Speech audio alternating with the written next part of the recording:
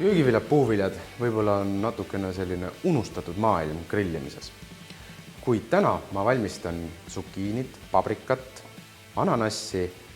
Need on väga lihtsad ja head lisandid just nimelt kas liha kala juurde või siis ka iseseisvalt.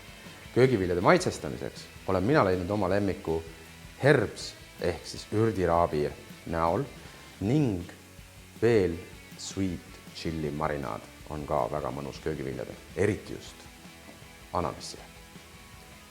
Oluline, et te lõikate esialgu nad piisavalt suuruseks, et oleks mugav grillil ümber keerata ja kõik eelnimetatud köögiviljad küpsevad suhteliselt üheaegselt.